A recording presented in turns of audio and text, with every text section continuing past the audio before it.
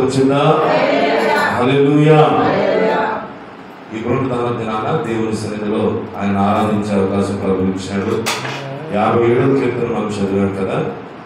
దావీదు సౌలు వద్ద నుండి పారిపోయినప్పుడు రచించిన కీర్తనగా ఈ కీర్తన మనకు కనిపిస్తుంది. గత కొన్ని వారాలు ఈ కీర్తనలో ధ్యానం చేస్తున్నప్పుడు దావీదు మహాభక్తుడు తాను శత్రువుల చేతిలో చిక్కుబడుతున్న వేళలో వారు వేస్తున్నటువంటి కుట్రల మధ్యలో అనేకమైన సందర్భాలలో అతడు తప్పించబడి మరలా తిరిగి దేవుని యొక్క సహాయాన్ని కోరుతూ దేవుని యొక్క కృప కొరకు ఎదురు చూస్తున్నటువంటి సమయాలు మనం చూస్తూ వచ్చాం. ఈరోజు ప్రత్యేకించి ఈ కీర్తనలో అతడు పారిపోయినప్పుడు రచించినదిగా ఈ మాటలు చదువుతున్నా. మొదటి చరణం చూస్తే, నన్ను కరుణింపు దేవా, నన్ను కరుణింపు, నేను నీ శరణు చూస్తున్నాను. ఈ ఆపదలు తొలగిపో వరకు నీ రెక్కల నీడను నేను శరణు చూస్తున్నాను అంటాడు. అలాగే ఏ దేవునికి ప్రార్థన చేస్తున్నాడో దాని గురించి మాట్లాడుతున్నాడు. మహోన్నతుడైన దేవునికి, నా కార్యము సఫలము చేయు దేవునికి నేను మొరపెట్టుచున్నాను అని. కార్యాలను సఫలత అనుగ్రహించే దేవునికి అతడు ప్రార్థిస్తున్నట్లుగా విశ్వాసంతో దేవుని సన్నిధానంలో వేడుకుంటున్నాడు, అడుగుతున్నాడు.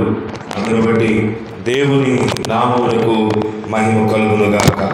నమ్మిత అందరూ కూడా దగ్గరగా స్తోత్రం చెప్తా, దగ్గరగా స్తోత్రం చెప్తా. హల్లెలూయా, హల్లెలూయా. ఈ కీర్తనలు ధ్యానాంశాలలో దావీదు తాను కోరినటువంటి సంగతులలో దేవుడు అతనికి చేస్తున్న సహాయాన్ని బట్టి అతడు నిత్యము దేవుని స్తుతిస్తూ ఉన్నాడు. 4వ చరణంలో అంటాడు కదా, నా ప్రాణము సింహముల మధ్య ఉన్నది, కోపోద్రేకుల మధ్యను నేను పండుకొనుచున్నాను. ప్రాణం ఎక్కడుంది? సింహముల మధ్యలో ఉంది. అలాగే కోపోద్రేకుల మధ్యలో నేను ఉన్నాను అంటున్నాడు. గమనించండి, అనేకమైన ఆటంకాలు కలిగిన వారి మధ్యలో, కోపాన్ని చూపించేవారు, సింహాల వంటి పరిస్థితుల మధ్యలో అతడు క్షేమంగా దేవుని మీద ఆధారపడి ఆయనను స్తుతించే అవకాశాన్ని కలిగి ఉన్నాడు దావీదు. కనుక ఈ కీర్తనలు చాలా అద్భుతమైనటువంటి సంగతులు మనం చూస్తున్నాం. ఇలాంటి పరిస్థితుల మధ్యలో కూడా నా అడుగులు చిక్కించుకున్నట్టుగా వారు వలబొట్టి ఉన్నారు, నా ప్రాణము కృంగి ఉన్నది అని మాట్లాడుతూ నెక్స్ట్ చరణంలోకి వెళ్ళేసరికి నా హృదయము నిబ్బరముగా ఉన్నది అని అంటాడు. నా హృదయం నిబ్బరముగా ఉన్నది, ఏ తొందర లేదు, ఏ కంగారు లేదు, ఏ కలవరము లేదు. నేను పాడుచు స్తుతి గానము చేసేదను. నిబ్బరంగా ఉన్నవారు స్తుతులు చెల్లిస్తారు, కలవరం లేని వారు దేవుని గణపరుస్తారు. అందుకే భక్తుడు అంటాడు మరొక చోట, కలవరపడి కొండల తట్టు కన్నులెత్తుచున్నాను, నాకు సహాయము ఎక్కడి నుండి వచ్చాను. My help comes from where, నా సహాయం ఎక్కడి నుండి వస్తుందని ఎదురు చూస్తాను. కొండల తట్టు చూస్తూ ఉన్న తన కన్నులు దేవుని వైపుకు దృష్టించాడు. దేవుడే నాకు సహాయం చేయగలడు, ఆయన యొద్ద నుండి నాకు సహాయము కలుగునని తెలియపరిచిన మాటలు మనం చదువుతున్నాం. కనుక విశ్వాసంతో ఎదురు చూస్తున్నటువంటి అతని హృదయంలో నా హృదయం నిబ్బరముగా ఉన్నదని తెలియపరుస్తున్నాడు. నేను పాడుచు స్తుతి గానము చేసేదను అనే మాట తెలియపరుస్తూ ఉన్నాడు. ఈరోజు దేవుని సన్నిధానంలో ప్రభు మనకు అనుగ్రహించిన ఆయన కృప కొలది నిత్యము దేవుని స్తుతించే ప్రజలమై మనము ఉందుముగాక. 9వ చరణం అంటే, నీ కృప ఆకాశము కంటే ఎత్తైనది, నీ సత్యము మేఘ మండలం వరకు వ్యాపించినది. ఆయన కృపా సత్యముల కంటే మించినవి ఏవి లేవు. ఆయన కృప ఎంత ఉన్నతమైనదో, ఆయన సత్యము ఎంత ఉన్నతమైనదో వివరిస్తున్నాడు ఈ కీర్తన భాగంలో. దేవుని యొక్క గుణలక్షణాలు, ఆయన స్వభావం మనం ఎంత పొగిడినా కూడా అది తక్కువే. ఎందుకంటే ఆయన ఉన్నతుడుగా, ఆయన మహోన్నతుడుగా మన జీవితాల్లో ఉన్నాడు. ఆయన చూపించే కృపను మనం నిత్యము సంపాదించుకోవడానికి, ఆయన ఇచ్చే కృపను మనము ఆస్వాదించడానికి, అనుభవించడానికి దేవుడు తన కృపను చూపిస్తున్నాడు. తర్వాత అంటాడు కదా 10వ చరణంలో, జనములలో నీకు కృతజ్ఞతాస్తుతులు నేను చెల్లించెదను. ప్రజల మధ్యలో నేను నిన్ను స్తుతిస్తాను ప్రభువా అంటే ఆయనకు సాక్షార్థంగా ఉండాలని దేవుడు కోరుతున్నాడు. ప్రజల మధ్యలో నిన్ను ఆయన కోరుకోవడానికి ఒక కారణం ఉంది. నీవు ఆయనను స్తుతించే వ్యక్తిగా ఉండాలి, కృతజ్ఞతలు చెల్లించే వ్యక్తిగా ఉండాలని ప్రభు కోరాడు. గతంలో కూడా మారు నేను చెప్పాను, మరొకసారి ఈ సందర్భం వచ్చింది కనుక గుర్తు చేస్తున్నా. ఏలియా పడదోయబడిన బలిపీఠాన్ని కట్టే సమయంలో ఇశ్రాయేలు ప్రజల యొక్క 12 గోత్రాలకు సూచనగా 12 రాళ్లను తీసుకొని అతడు ఆ బలిపీఠాన్ని కట్టడం ప్రారంభిస్తాడు. ఒక క్రమముగా ఏర్పాటు చేసి ఆ బలిపీఠాన్ని కట్టే క్రమంలో అతడు ఒక్కొక్క గోత్రానికి ఒక్కొక్క రాయిని అతడు ఎంచి అక్కడ పెడతాడు. కారణం ఏంటంటే ప్రతి కుటుంబం కూడా దేవునికి ప్రాముఖ్యమైనది. ఏ కుటుంబాన్ని దేవుడు విడిచిపెట్టడానికి వీల్లేదు. ఆ బలిపీఠం మీద వారి పాత్ర ఉండాలి, ఆ బలిపీఠం మీద వారి యొక్క వంతు పని అక్కడ కావాలి. అలాగే వారి కుటుంబం దేవుని సన్నిధిలో అర్పించబడేదిగా ఉండాలి. అందుకే దానికి సూచనగా 12 రాళ్లను ఏరాడు. చూసారా, ఆ 12 రాళ్ళు ఏరేటప్పుడు అక్కడ ఎన్ని గుట్టలు ఉండుంటాయి, ఎన్ని రాళ్ళు ఉండుంటాయి, అన్ని రాళ్లలో ఓ 12 రాళ్ళే తీశాడు. ఈరోజు ఈ గ్రామంలో కావచ్చు, ఈ ఊర్లలో కావచ్చు, అనేక ప్రాంతాలలో కావచ్చు, ఈరోజు మనము దేవుని సన్నిధిలో ఉన్నామంటే మనల్ని దేవుడు ఎన్నుకున్నాడంటే ఆనాడు ఏలియా ఎలాగైతే అనేక రాళ్లలో 12 రాళ్లను తీసి మందసము కొరకు పడద్రోయబడిన ఆ మందసమును నిలబెట్టడం కొరకు, అలాగే బలిపీఠము కొరకు దాన్ని ఏర్పాటు చేశాడో దేవుడు మనలో కూడా అలాగే ఏర్పాటు చేసుకున్నాడు. ప్రభు మనలో కూడా ఏర్పాటు చేసుకున్నాడు. అనేక మంది ఉండగా, వేల మంది ఉండగా, లక్షల మంది ఉండగా నీ ఇంటిలోనికి ఆయన వచ్చాడు, మన ఇంటిలోనికి ఆయన వచ్చాడు, మన గృహాలలోనికి ప్రభు వచ్చాడు. ఆయన మనల్ని ఎన్నుకున్నాడు, తనకు సొంత ప్రజలుగా చేసుకున్నాడు. అందుని బట్టి అందరూ సరే స్తోత్రం చెప్దా, బిగ్గరగా స్తోత్రం చెప్దా. ఏలియా ఎలాగైతే అనేక రాళ్ళు ఉండగా ఓ 12 రాళ్లను ఇశ్రాయేలు ప్రజలకు సూచనగా తీసుకున్నాడో నేడు మన జీవితాల్లో, మన బ్రతుకులు కూడా అనేకుల మధ్యలో మనల్ని ఎన్నుకున్నాడు. ఎందుకో తెలుసా? నాతో పాటు చెప్పండి ఈ మాట. ప్రభువా, జనములలో నీకు కృతజ్ఞతాస్తుతులు నేను చెల్లించదను, ప్రజలలో నిన్ను కీర్తించదను. కారణం ఏంటి? ప్రజలలో ఆయనను నీవు కీర్తించే వ్యక్తిగా ఉండాలని, జనుల మధ్యలో ఆయనకు కృతజ్ఞతాస్తుతులు చెల్లించే వ్యక్తివై నీవు ఉండాలని నీ కుటుంబాన్ని ఆయన ఎన్నుకున్నాడు, నీ కుటుంబాన్ని ఆయన కోరుకున్నాడు. అనేకులు ఉండగా నీకంటే అందం కలిగిన వారు, నీకంటే చదువు కలిగిన వారు, నీకంటే స్థితి కలిగిన వారు, స్థాయి కలిగిన వారు ఉండగా మనల్ని ఆయన ఎన్నుకున్నాడు. కారణం ఏంటో తెలుసా? ఏలియా ఎలాగైతే ఒక బలిపీఠం కొరకు ఇశ్రాయేలు ప్రజలను ఉద్దేశించి ఎలాగైతే కట్టాడో మనమంతా ఆత్మ సంబంధమైన మందిరముగా కట్టబడటం కొరకు దేవుడు ఎన్నుకున్నాడు. ఎఫెసీ పత్రిక తీయద్దు, 2వ అధ్యాయము 18, 19, 20 వచనాల్లో మీరందరూ ఆత్మ సంబంధమైన మందిరముగా కట్టబడుచున్నారంటాడు.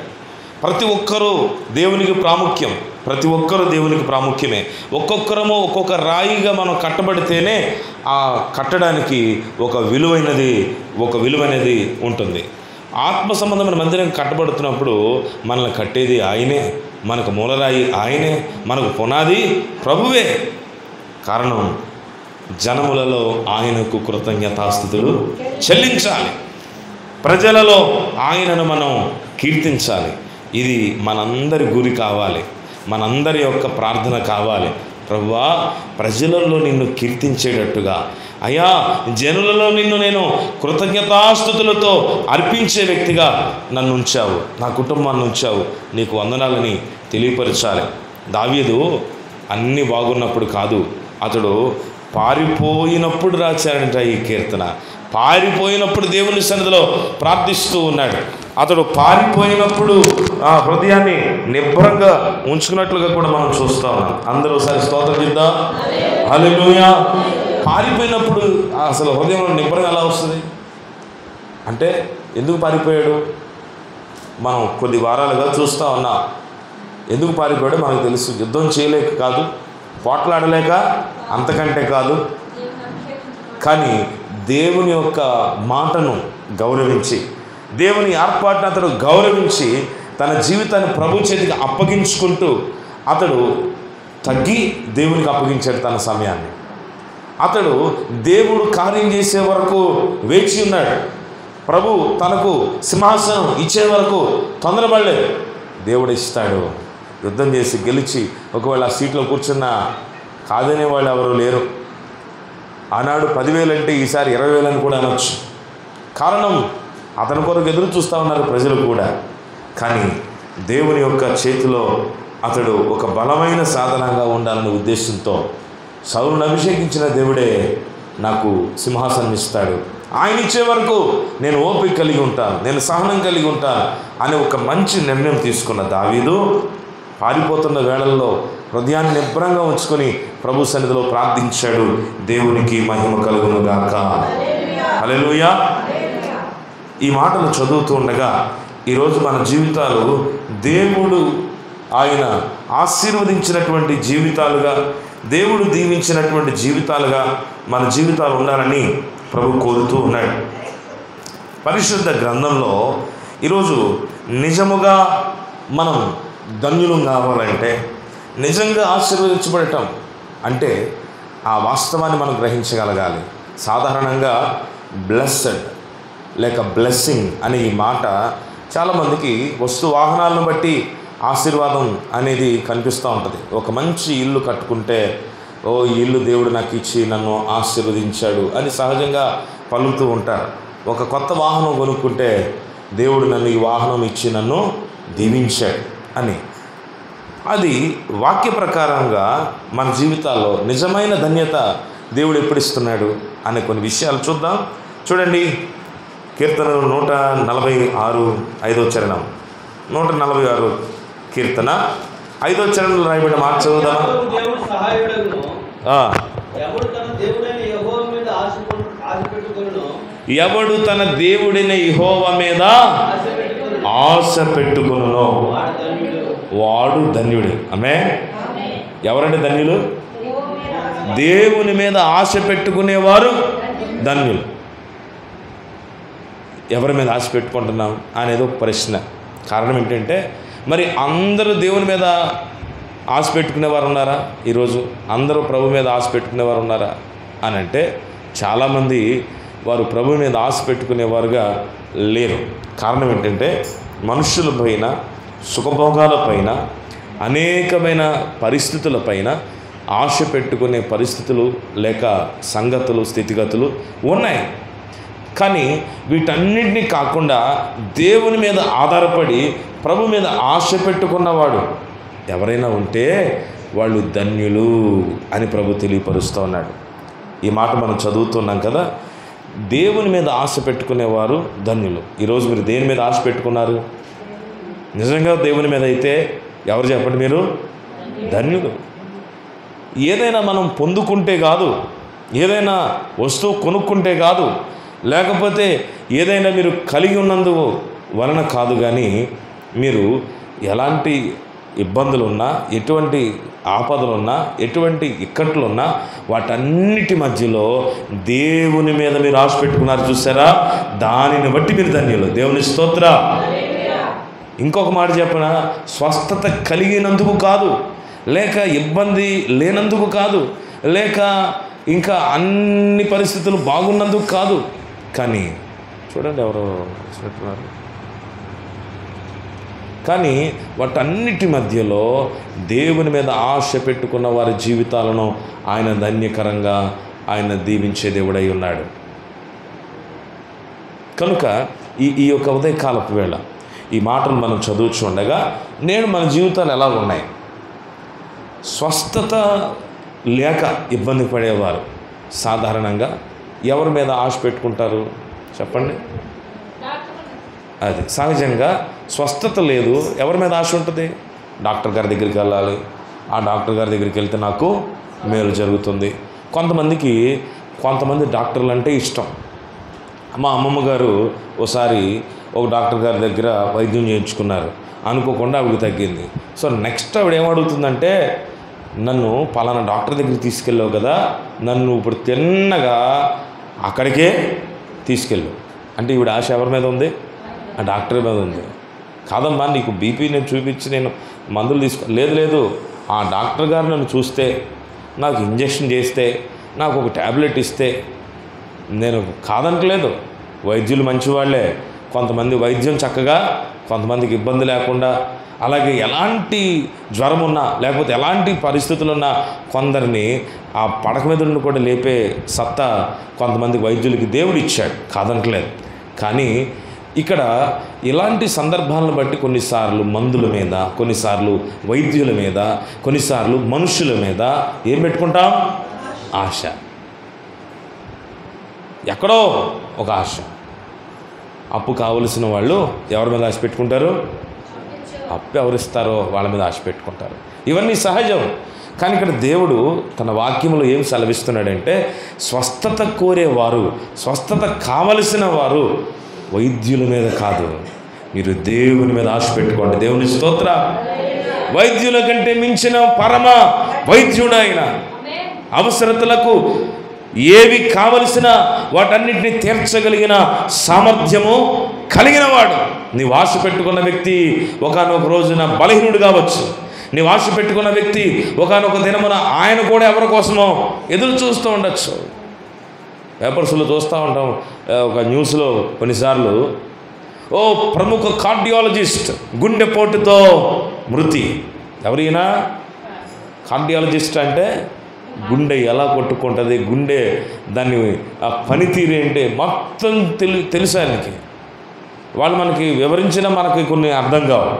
వైద్యులు కనుక ఆ రక్తం లోపలికి ఎలా వెళుతుంది, దాన్ని ఎలా పంపు చేస్తుంది, దానిలో ఉన్న ఆ కవాటాలు ఏమిటి, దానిలో ఉన్న డోర్స్ ఏంటి, దానిలో ఎలాంటి పనితనం జరుగుతుంది మొత్తం తెలుసు. ఎంతోమందికి ఆపరేషన్ కూడా చేశాడంట ఆయన. కానీ ఆయన ఎలా చనిపోయాడు? ఆయన గుండెపోటుతోనే చనిపోయాడు. గమనించండి, మనుష్యులు లేకపోతే మనం ఆశ పెట్టుకునేవారు ఎవరో కూడా బలవంతులు లేరు. కనుక నీవు ఆశ పెట్టుకుంటే నీ ఆశకు ఆధారము ప్రభువే కావాలి. నమ్మితే ఆమెను చెప్పండి. ఎందుకంటే ఆయన బలవంతుడు, మృతిని సైతము గెలిచినవాడు, మరణమును సైతము మరణపు ముళ్ళను విరిచివేసినవాడు. ఓ మరణమా, నీ విజయం ఎక్కడ? నీ విజయం ఎక్కడ? మరణపు ముళ్ళను విరిచినవాడు కదా. మరణం యొక్క విజయం ఆయన గెలిచాడు, మరణాన్ని గెలిచాడు, బండను గెలిచాడు. ఇలా ప్రభు శక్తిమంతుడై ఉన్నాడు కనుక నీవు ఆశ పెట్టుకున్నటకు ఆయన తగినవాడు. హల్లెలూయా. నీవు ఆశపడటానికి ఆయన తగినవాడు. నీ ప్రతి కొరతలను తీర్చగలిగిన శక్తిమంతుడు. మనుషులుగా మనము వైద్యుల వైపు, లేక మనకు సహాయం చేసేవారి వైపు, లేక మనల్ని ఆదరించేవారి వైపు, లేక మన అవసరతలు తీర్చేవారి వైపు మన కన్నులు చూస్తాయేమో. కానీ ఈరోజు నిజమైన దేవుని బిడ్డలుగా దీవించబడాలి అంటే, ధన్యులమని పిలవబడాలంటే ఆయన మీద ఆశ పెట్టుకుందాం. ఆమె మరొకసారి చదవండి ఆ మాట. 46:5. ఎవనికి యాకోబు దేవుడు సహాయకుడగునో, ఎవడు తన దేవుడిని యెహోవా మీద ఆశ పెట్టుకొనునో వాడు ధన్యుడు. ఇదిగో దేవుడే నీకు సహాయం చేసేటట్టుగా ఉన్నాడా? నీవు ఆయన మీద ఆశ పెట్టుకున్నావా? నీవు ధన్యుడు. ఒకవేళ ఎవరికి లేని ఆశీర్వాదాలు, దీవెనలు, ఎవరి దగ్గర ఉన్న దీవెనలు నీ దగ్గర లేవేమో, అయినా కూడా నీవే దీవించబడ్డావు, నీవే ఆశీర్వదించబడ్డావు. కారణం ఏంటంటే వస్తు వాహనాలతో సరిపెట్టుకోవద్దు. దీవెనలంటే వస్తువులు వాహనాలే కాదు. ఆయన నీకు సహాయకుడిగా నీ ఆపదలో నిలబడాలి. దేవుని స్తోత్ర. నీవు ప్రార్థిస్తే వినే దేవునిగా ఆయన నీకు దర్శించాలి. నిన్ను దర్శించే దేవునిగా నీవు ఆయనకు దగ్గరగా ఉన్నావా అనేది ఒక ప్రశ్న. రెండవ మాట కూడా చూద్దాం. రెండవ మాట ప్రకటన గ్రంథంలో 19వ అధ్యాయము 9వ వచనం చూద్దాం. 19వ అధ్యాయం 9వ వచనం. ప్రకటన గ్రంథంలో రాయబడిన మాట చదువుతున్నాం. 19:9. మరియు అతడు నాతో ఇలా చెప్పాడు, గొర్రె పిల్ల పెండ్లి విందుకు పిలువబడిన వారు. ఆమేన్. ఎవరు పిలువబడ్డారు? పెండ్లి విందుకు పిలువబడిన వారు ఎవరట? ధన్యులు. పిలువబడ్డారు మీరు. గొర్రె పిల్ల పెండ్లి విందుకు పిలువబడిన వారు ధన్యులు. మరియు ఈ మాటలు దేవుని యథార్థమైన మాటలని నాతో చెప్పెను. దేవుని స్తోత్రం. చూడండి, ఇక్కడ దేనికి పిలువబడ్డారట? పెండ్లి విందుకు పిలువబడ్డారు. ఈరోజు కూడా మనకు ఒక విందు ఉంది, మనకి ప్రేమ విందు ఉంది. అలాగే ఇంకెక్కడైనా ప్రేమ విందులు ఉంటాయి, లేకపోతే ఇంకెక్కడైనా పెళ్లి విందులు ఉంటాయి. ఆ విందును బట్టి వెళ్ళే ముందే కొంచెం ఎక్స్పెక్టేషన్ ఉంటుంది. ఒక పలానా విందు అని అనుకోండి, ఉదాహరణకు రేపు చైతన్య పెళ్లి చేసుకుంటాడు అనుకో, ఆ భోజనం గురించి ముందే మనకు చికెన్ 65 పెడతాడు, మటను ఫ్రై పెడతాడు అని మనం ఎక్స్పెక్ట్ చెయ్యం. ఏం పెడతాడో మనకు తెలుసు కదా. అంటే ఒక విందుకు వెళుతున్నామంటే విందు ఏర్పాటు చేసిన వాళ్ళు ఎవరు? అది మనం చూస్తాం కదా. ఆ విందు ఇవ్వగలిగిన వ్యక్తి, ఈ విందు ఎవరు ఇస్తారో తెలుసా? ఎవరు చెప్పండి? మన పరమ తండ్రి అయిన దేవుడు ఇవ్వబోతున్నాడు. దేవుని స్తోత్ర.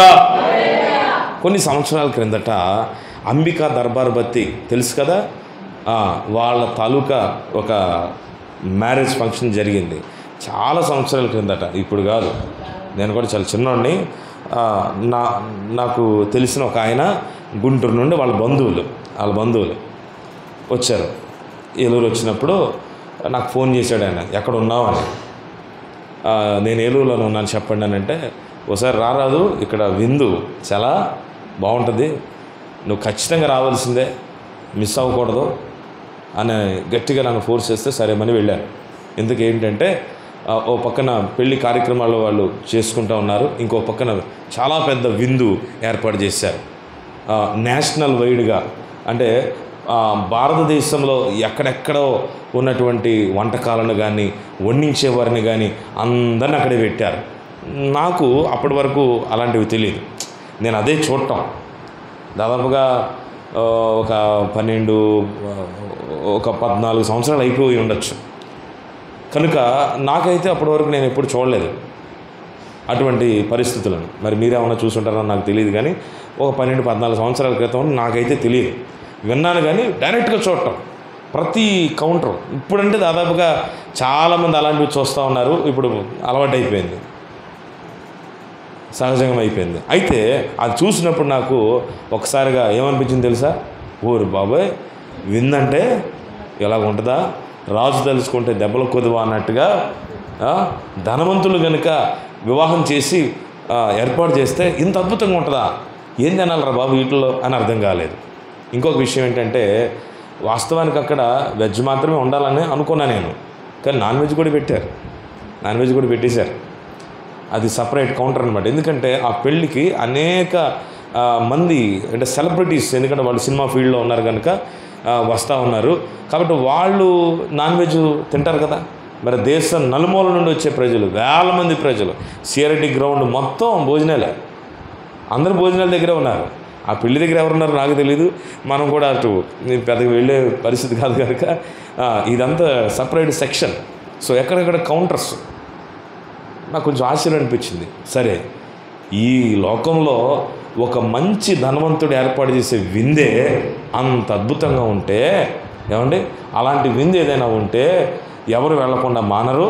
వెళ్ళిన తర్వాత కూడా అబ్బా భలే జరిగిందిలే విందు, మళ్ళీ ఇలాంటి విందుకి ఎప్పుడు వెళతామో అని కూడా అనుకుంటాం. ఎందుకంటే మన జీవితం అంతా అలాంటివి మహా అయితే ఒక 10 కూడా చూడం. ఎందుకంటే అంత పెద్దవి అలాంటి వాళ్ళు పిలవాలి కదా మనల్ని. ఓకే, మరి పరలోకపు తండ్రి మన కొరకు ఏర్పాటు చేసే ఆ గొప్ప విందు, ఆయనకు మించి ఇంకెవరిని ఏర్పాటు చేయగలరా? ఆయన విందుకు పిలువబడిన వారు ఎవరట? ధన్యులు. అక్కడికి వెళ్ళిన తర్వాత కొంతమంది తెలిసిన వాళ్ళు కనబడతారు. ఓ నువ్వు వచ్చావా అంటుంటారు. అక్కడికి వెళ్ళిన తర్వాత అక్కడ వరకు మనం మాత్రమే వచ్చాం, మనకి స్పెషల్ అని అనుకుంటారు కొంతమంది. ఎంత పెద్ద విందుకి మనమే మరి పిలువబడ్డాం అనుకునేసరికి ఎవరో కనబడతారు. నువ్వు కూడా వచ్చావా? అవును, నాకు పలానా ఆయన తెలుసు, నాకు ఆయన చెప్పాడు, నేను ఇక్కడికి వచ్చాను విందుకి. సో మొత్తం మీద విందుకు పిలువబడితే అదొక ధన్యతగా ఫీల్ అవుతుంటారు. ఇవన్నీ కూడా తాత్కాలికమైన విందులే. శాశ్వతమైన రాజ్యము కొరకు తన పెండ్లి కుమారుని ప్రభు సిద్ధపరుస్తూ పెండ్లి విందుకు మనల్ని పిలుస్తున్నాడు. చూసారా? ఆ విందు మనం మిస్ అవ్వకూడదు. అందరూ ఒకసారి స్తోత్రం చెప్దాం. హల్లెలూయా. అలాగే కొన్నిసార్లు నేను కూడా కొన్ని విందులు మిస్ అవుతూ ఉంటాను. ఎందుకంటే మనకున్న కార్యక్రమాలను బట్టి అక్కడికి వెళ్ళి వచ్చిన వాళ్ళు చెప్తారు, అరే రే రే రే మీరు రాలేకపోయారు, అక్కడ ఈ వెరైటీ పెట్టారు, ఆ వెరైటీ పెట్టారు, ఆ విందు చాలా అద్భుతం. ఒకవేళ ఇలాంటి అద్భుతమైన విందులో ఒకవేళ మనం మిస్ అయితే అవ్వచ్చు గాక, ఏం కాదు. ఒక విందు మిస్ అవ్వకూడదు. ఏంటో విందు? గొర్రె పిల్ల పెండ్లి విందు. చెప్పండి, ఏ విందు అది? గొర్రె పిల్ల పెండ్లి విందు. నీవు పిలవబడ్డావు, అందుకు నీవు ధన్యుడవు, ధన్యురాలు. హల్లెలూయా. ఇంకొక విషయం చెప్పనా, ఇందాక చెప్పాను కదా, ఇది కంటికి కనబడని ఆశీర్వాదాలు ఇవన్నీ కూడా నేను చెప్పాను. నీవు ప్రభు కొరకు ఆశ కలిగి ఉన్నావు, నీ దగ్గర ఏమీ లేదు. నువ్వు ప్రభు కొరకు ఆశ కలిగి ఉన్నావు, నీకు స్వస్థత లేదు. నువ్వు ప్రభు కొరకు ఆశ కలిగి ఉన్నావు, నీ దగ్గర సమాధానం లేదు అనుకున్నావు. కానీ వాక్యం ఏం చెప్తుందో తెలుసా? నువ్వు ఆశ కలిగి పెట్టుకున్నావు, చూసావా? నువ్వు ఎదురు చూస్తున్నావు కదా, దానిని బట్టి నీవు ధన్యురాలవు, నీవు ధన్యుడవు. మనుషులు చూడరు ఆ దీవెనలో. రెండవదిగా, గొర్రెపిల్ల పెండ్లి విందుకు పిలువబడ్డావు. ఆ ఇన్విటేషన్ నీకుంది.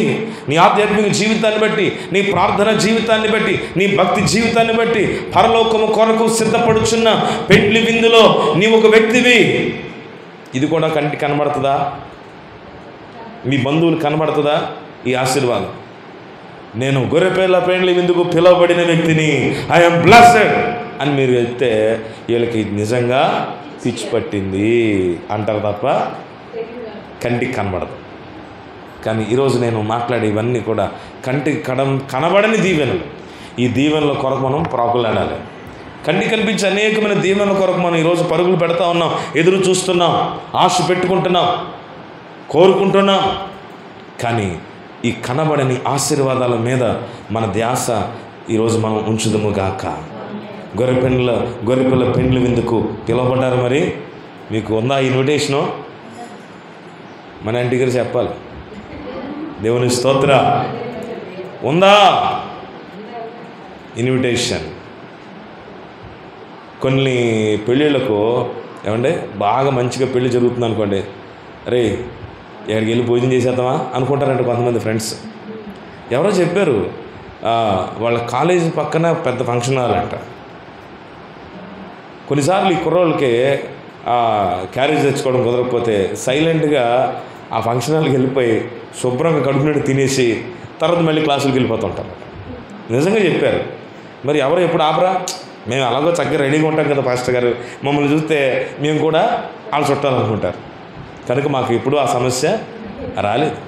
కాబట్టి ఆ పెండ్లి విందులో పాల్పొంది చక్కగా భోజనం చేసి వచ్చేస్తుంటాం. సరే, కనుక ఆ గొర్రెపిల్ల పెండ్లి విందుకు పిలువబడిన వారు ధన్యులని మరి చెప్పబడతా ఉంది.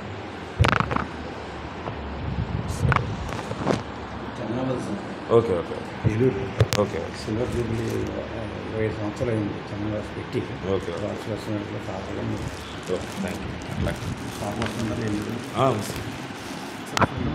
అట్లా 9391655136.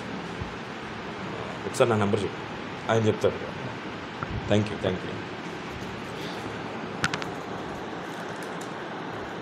ఈ 9వ వచనంలో మనం చూస్తున్నప్పుడు గొర్రెపిల్ల పెండ్లి విందుకు పిలువబడిన వారు ధన్యులు.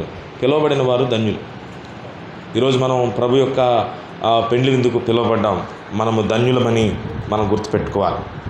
కనుక అట్లా జరుగుతూ ఉండగా ఒకరోజు ఎవరో కానీ మొత్తమే చెప్పారంట. ఏమని? ఈ ఫంక్షన్ హాల్కి పలానా కొంతమంది యవనస్తులు ఇక వచ్చేసి శుభ్రంగా తినేసి వెళ్ళిపోతున్నారు అని. మొత్తం మీద ఒకరోజు ఒకరు పట్టుకున్నారు. అరే ఆగండి రబ్బాయి, అదేంటండి ఎవర్రా మీ బంధువులు?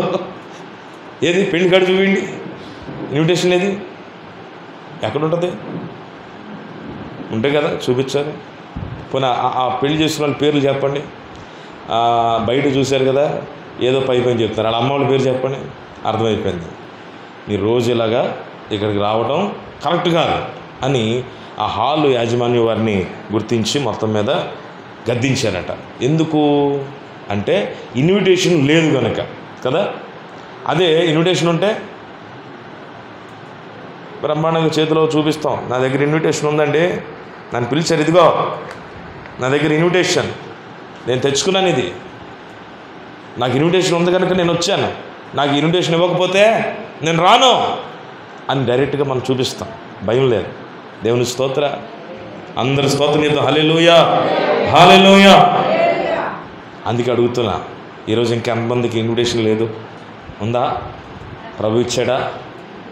ఈరోజు ఆ పిలుపును పొందుకొని ధన్యులమై దేవుని రాజ్యం కొరకు మనము ఎదురు చూడాలి. ఇది రెండవ ఆశీర్వాదం. మూడవది చూద్దాం. 16 ప్రకటనలోనే 16. ఇదిగో నేను దొంగ వలె వచ్చుచున్నాను, తాను దిగంబరుడిగా సంచరించుచున్నందున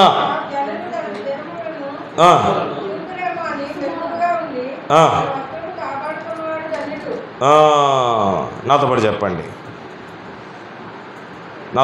మెలకువగా ఉండి తన వస్త్రము కాపాడుకునేవాడు ధన్యుడు. ఎవరంటే ధన్యులు? మెలకువగా ఉండే వస్త్రాన్ని కాపాడుకోవాలి. ఏ వస్త్రం ఇది? నీవు రక్షించబడిన దేవుడు ఇచ్చిన వస్త్రం ఇది. రక్షణ కొరకు కారణముగా దేవుడు ఇచ్చినటువంటి వస్త్రం. దీన్ని నువ్వు కాపాడుకోవాలి తప్ప పోగొట్టుకోవడానికి వీలు లేదు. ప్రభువా, ఎంతోమందికి లేని ధన్యత నాకు ఇచ్చావు అని ఆ వస్త్రాన్ని మెలకువ కలిగి కాపాడుకోవాలి. ఒట్టిగా కాపాడుకోవడం కాదు. రాసాడు ఆ మాట, మెలకువగా ఉండి వస్త్రమును కాపాడుకునేవాడు ధన్యుడు. ఆధ్యాత్మిక జీవితంలో, ఆత్మీయ జీవితంలో మెలకువ మనం కలిగి ఉండాలి. అపవాది ఎప్పుడు ఎవరిని మింగుదునా అని తిరుగుచా ఉన్నాడు వాడు. కనుక వాడి నుండి తప్పించుకొని, అలాగే ఈ వస్త్రాన్ని ఎవడైనా లాక్కుంటాడేమో, ఈ వస్త్రం ఎలాగైనా పోగొట్టుకుంటామేమో, జాగ్రత్తగా ఎదురు చూడాలి. ఒక పబ్లిక్ ప్లేస్లో మీరు ఉన్నారనుకోండి, మీ చేతిలో మొబైల్ ఉంటుంది. ప్రతిదానికి మొబైలే కావాలి. ఇటు వెళ్ళాలి, ఇటు రావాలి, ఇటు పోవాలి, ఎవరికి ఫోన్ చేయాలని. అలా మీరు పట్టుకొని చూస్తూ ఉంటే ఎవరో వచ్చి టప్మని లాక్కుని వెళ్ళిపోయారు. ఎలాగుంటుంది కదండి? అంటే అలా జరుగుతాయి కనుక అలాంటి సమయాలు అలా పట్టుకుంటారు మీరు. చాలా జాగ్రత్తగా, గట్టిగా, కొంచెం ఆలోచనతో. అలాగే ఇప్పుడు జరుగుతూనే లేదో నాకు తెలియదు కానీ, ఆ మధ్యకాలంలో బస్సు ఎక్కేటప్పుడు ఉండే పర్సు, బస్సు ఎక్కిన తర్వాత ఉండేది కాదు. బస్సు ఎక్కేటప్పుడు ఉండేది పర్సు, చూసుకునేవాడు.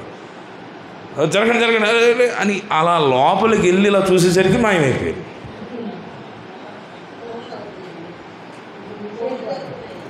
కదా.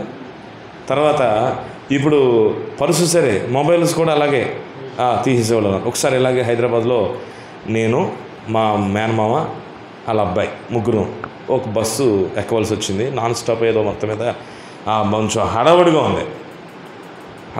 మేము కొంచెం ఎక్కడానికి సంశయించాం, కొంచెం ఆలోచించాం. కానీ ఆయన మాత్రం బాగానే ఎక్కేసాడు. రండి లోపల రండి, ఎంతసేపు అంటున్నాడు.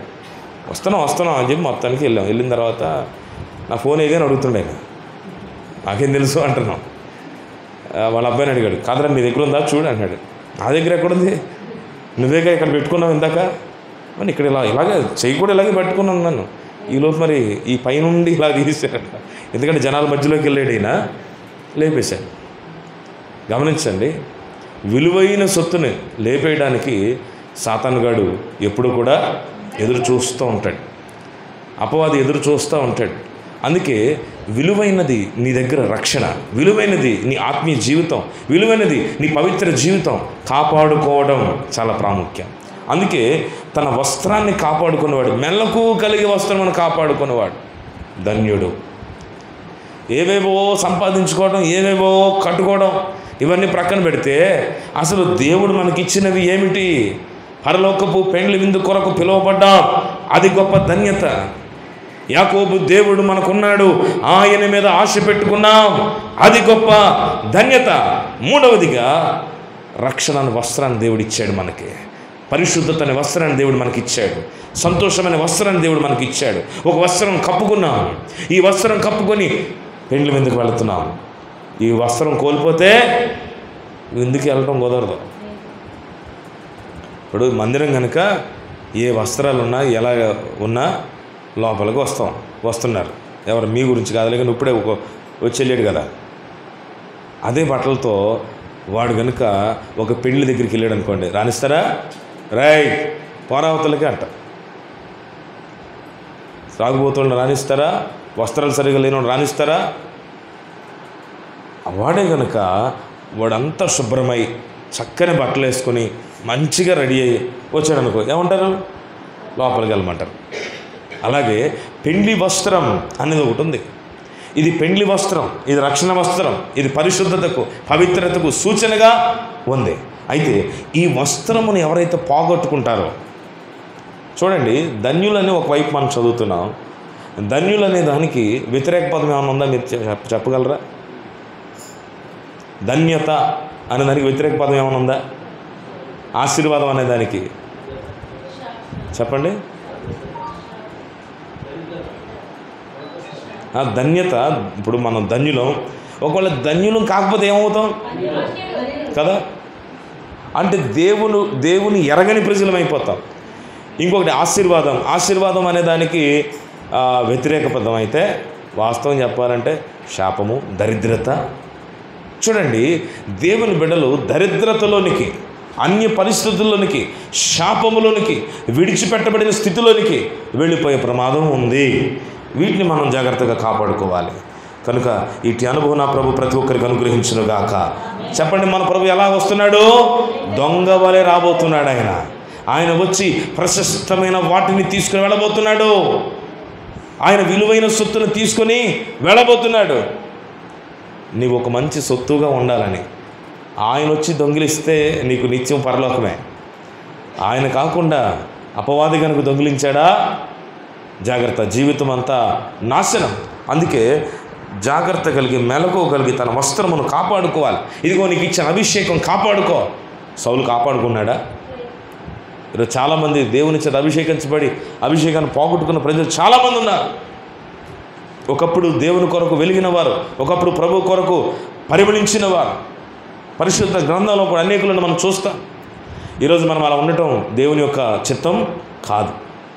ఆయన చిత్తం ఏంటంటే అభిషేకాన్ని మనం నిలబెట్టుకోవాలి. ఆమె ఆనంద వస్త్రం, ప్రశస్త వస్త్రం, స్తుతి వస్త్రం, రక్షణ వస్త్రం, ఇలా అనేక వస్త్రాలు ఉన్నాయి బైబిల్ గ్రంథంలో. వీటిని ఎన్నడూ కూడా పోగొట్టుకోవడానికి వీల్లేదు. దేవుని యొక్క మాటలు మనం చదువుతూ ఇంకొక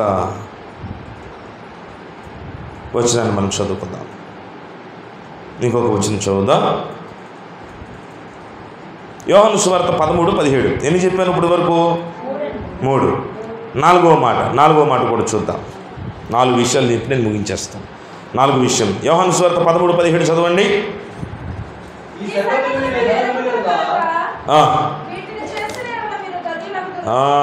మీకు తెలుసు, మీకు తెలియదని ఎవ్వరూ చెప్పట్లా. వాక్యం తెలుసు, దేవుని మాటలు తెలుసు, వాక్యంలోని లోతైన విషయాలు తెలుసు. తెలిస్తే సరిపోదట. ఏం చేయాలని మనం? వినేటట్టు మాత్రమే కాదు, తెలుసుకొని ఉండటమే కాదు, కానీ వాటిని చేయువారమై ఉంటే మనము ధన్యులం. అందరూ స్తోత్రం చెప్దాం. హల్లెలూయా. మనము చేయువారమై ఉండాలి. ఈ సంగతులు మీరు ఎరుగుదురు కనుక వీటిని చేసినలా మీరు ధన్యులవుతారు. తెలిసిన సంగతులు చేయండి. తెలిసిన వాటిని తెలిసినట్టుగా వాటిని మనం కేవలం మన బుర్రలో పెట్టుకొని దాచుకోవటం వల్ల ఉపయోగం లేదు. కానీ ఆ విషయాలను మనం పాటించాలి, ఆ సంగతులు మనం అవలంబించాలి. అది దేవుడు కోరుతున్నాడు. అప్పుడు మనం ధన్యులం. ఈ ధన్యత కూడా దాదాపుగా ఏమంటే వస్తు వాహనాలకు సంబంధించిన, లేకపోతే భౌతికపరమైన ఆశీర్వాదాలకు సంబంధించిన ధన్యత కాదు. కానీ ఆధ్యాత్మిక జీవితానికి, ఆత్మీయ జీవితానికి, ఆధ్యాత్మిక అభివృద్ధికి, దేవునితో నీవు నడిచే అనుబంధానికి ఇవన్నీ కూడా సూచనగా ఉన్నాయి. నాతో కలిసి మాట చెప్పండి. నాతో కలిసి, ఈ సంగతులు మీరు ఎరుగుదురు గనుక వీటిని చేసిన ఎడల మీరు ధన్యులగుదురు. చేస్తేనే, తెలిస్తే కాదు కదండి. తెలుసుకోవటం మంచిదే, కానీ తెలుసుకున్న వాటిని మనము పాటించాలి. ఈ మొదటి పునరుద్ధానపు వేళ ఇదిగో మన ఎదుట మన కొరకు సిద్ధపరచబడింది. ప్రభు యొక్క బల్ల. ప్రభు తన యొక్క శరీరమును, తన రక్తమును మన కొరకు కార్చాడు. తన మాంసము బయటికి వచ్చినంతగా మన కొరకు ఆయన శ్రమపడి శిలువ త్యాగం చేసిన క్రీస్తు మరణం మరొక్కసారి ఈరోజు మనం జ్ఞాపకం చేసుకోబోతా ఉన్నాం. రొట్టె ద్రాక్షారసం తీసుకుంటున్నప్పుడు ప్రభువా నీ శరీరం నా కొరకు నలగొట్టబడింది, నీ రక్తం నా కొరకు దారులుగా కార్చబడింది అని తెలుసుకుంటున్నాం, జ్ఞాపకం చేసుకుంటున్నాం. ఈ సంగతులు ఎరగనివి కావు. ప్రతి ఫస్ట్ ఆదివారం లేక ప్రతి మొదటి పునరుద్ధానపు దినమున ఈ బల్ల యొక్క ఉద్దేశాన్ని, ఆ సంగతులను మనం జ్ఞాపకం చేసుకుంటున్నాం. ప్రభు కూడా చెప్పాడు, మీరు వీటిని నన్ను జ్ఞాపకం చేసుకున్నట్టుకై చేయుడి అని అని చెప్పాడు. మనం జ్ఞాపకం చేసుకుంటాం. కానీ ఒట్టి జ్ఞాపకాల్లోనే మనం ఉండిపోతున్నామా? ఎప్పుడు కూడా వినేవారుగానే ఉండిపోతున్నామా? ఎప్పుడు తెలుసుకునే స్థితిలోనే ఉండిపోతున్నామా? వాటి కొరకు మనం ఏం చేస్తున్నాం? ఆయన చేసిన త్యాగానికి నేను ఈ పని చేయాలి, ఆయన చేసిన త్యాగానికి నేను ఒక స్వార్థికుడిగా మారాలి, నేను ఒక స్వార్థికురాలుగా మారాలి, నేను కొంతమందిని ప్రభువుని వారికి పరిచయం చేయాలి, వారి కొరకు ప్రార్థన చేయాలి. ఇలాంటి కొన్ని నిర్ణయాలు మనం తీసుకుంటే దాని ద్వారా దేవునికి మహిమ కలుగుతుంది. ఆమేన్.